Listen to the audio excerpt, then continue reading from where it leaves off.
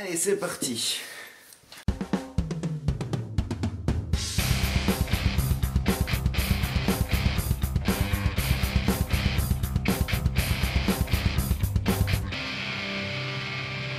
Salut tout le monde et bienvenue aujourd'hui dans cette nouvelle petite vidéo déballage de colis. Ce colis, il est le fruit d'une nouvelle petite collaboration qui est mise en place via le magazine... Hop, choper un quand même. Via le magazine 020. Magazine, si vous ne connaissez pas, je vous invite très clairement à le découvrir. Et donc, avec 020 Magazine et une marque d'airsoft qui s'appelle Secutor, qui est encore assez peu connue du public, d'après ce que j'ai pu en voir, et qui fait des répliques un petit peu custom selon leur façon de faire, et ben on va déballer ça. Donc, ben déjà pour commencer, un grand merci à 020 ainsi qu'à Secutor pour m'envoyer ceci. Et puis on va déballer un petit peu ça. Je pense que nous avons là-dedans. Tac. Tac. Tac. Tac. Donc ça. Welcome to the Secutor. Qu'est-ce qu'on a là-dedans? Si l'épée fut l'arme par excellence sur courte distance, de nos jours le pistolet a pris sa place. Hein, une espèce de petite carte de visite, grosse carte de visite, hein, bienvenue chez Secutor. Oh, ça c'est joli, j'aime bien. Hop. Il y en a deux. Il y en a des what? De what? Il y en a deux. D'accord, d'accord. What?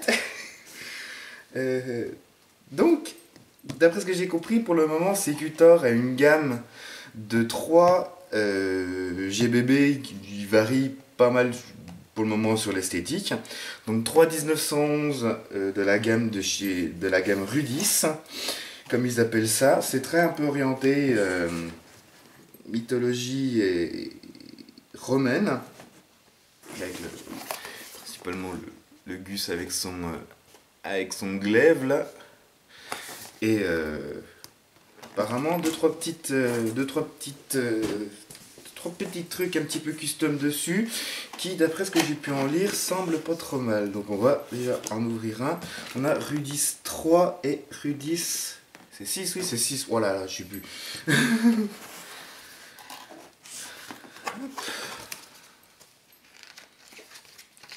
Manuel d'utilisation. Donc c'est bien ce que j'avais lu. C'est un poil maintenant.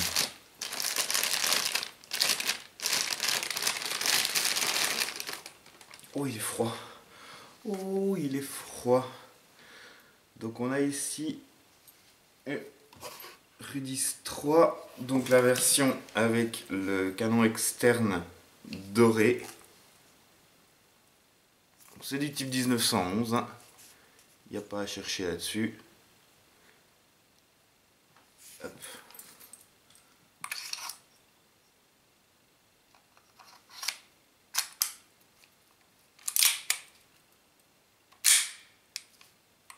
Ils sont assez jolis, hein. Et d'après ce que j'ai compris, donc, un gros point qui m'a tout de suite fait tiquer, que j'ai trouvé intéressant là-dessus, ça va être cette pièce-là. Donc ces 1911 sont à chargeur CO2, comme vous pouvez le voir.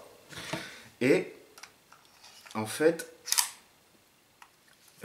pour coller un peu plus aux puissances, aux réglementations de puissance qu'on a en France, il est livré avec un nozzle de rechange. Donc de base, normalement, on a un nozzle simple dans la réplique qui n'est pas du tout réglable pour utiliser plutôt en hiver quand le froid permet d'utiliser une réplique CO2 sans souci, et il est donc fourni avec un nozzle réglable. Ça va être difficile de vous montrer, voilà. Il est fourni donc avec un nozzle réglable pour pouvoir adapter la puissance en été. Et là, franchement, on est sur un détail qui est franchement intéressant. J'avais lu ça sur le 0,20, je crois que c'était expliqué ça, et c'est vraiment le truc que j'ai trouvé super intéressant. Hop, je vais regarder l'autre quand même. L'autre doit être logiquement le même, mais avec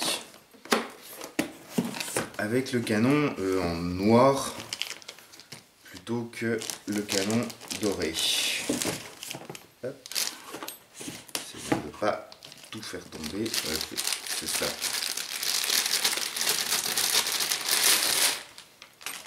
Hop. Voilà, c'est le même, avec les petits marquages pareils sur le canon, sauf que là le canon est noir, et il y a aussi un troisième modèle actuellement qui a le canon argenté. J'aime bien la petite culasse ajourée avec le glaive là sur le canon externe, j'aime bien, je trouve que c'est joli. On a le même en blanc ici. Par contre, ce que j'aimerais juste savoir, c'est sur quelle base de mécanique on est. Bien vu, on semble être sur une mécanique Marui. Je vais vérifier ça très simplement. Hop, un chargeur type Marui. Ça me correspond. Ouais.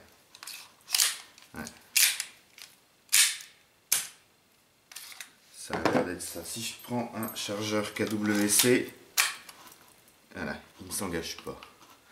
Donc, on semblerait bien être sur une base, un clone de mécanique Marui. On est sur du Made in Taiwan. Donc, ouais, on est sur une base de clone Marui, ce qui est pour moi vraiment une excellente chose, parce que je connais très bien la mécanique Marui, je sais très bien comment elle est modifiable, upgradable, et tout ce qui va avec. Mais c'est pas plus mal comme ça. C'est le gros avantage pour moi. Ce sera vraiment customisable à souhait.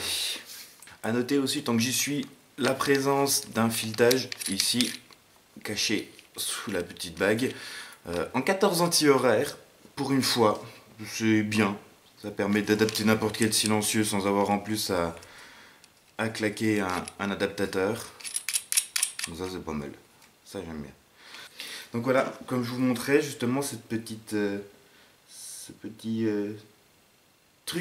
élément du nozzle réglable pour adapter la puissance du CO2 en été. C'est vrai que des modèles à CO2 comme ça, on tape vite sur des puissances assez violentes. Et là, franchement, c'est pas mal. En plus, le nozzle, c'est très facile à changer sur un 1911 comme ça. Ouais, on est plutôt pas mal.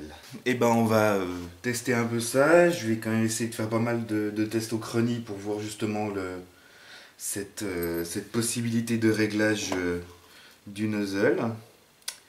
Et puis on se retrouvera en temps voulu pour la review.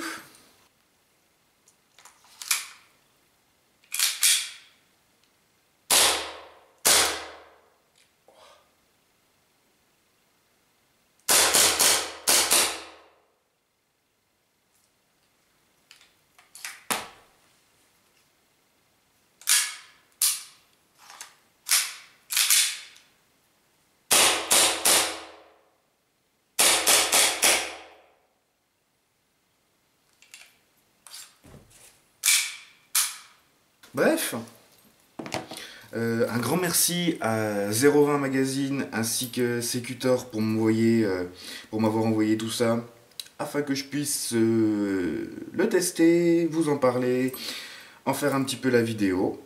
Et puis voilà, j'espère que vous aurez apprécié cette petite unboxing. Si c'est le cas, n'hésitez pas à commenter, à partager la vidéo, à la liker et à vous abonner à ma chaîne si ce n'est pas déjà fait. Sur ce, je vous dis merci d'avoir regardé. Salut, airsoftez bien et à la prochaine.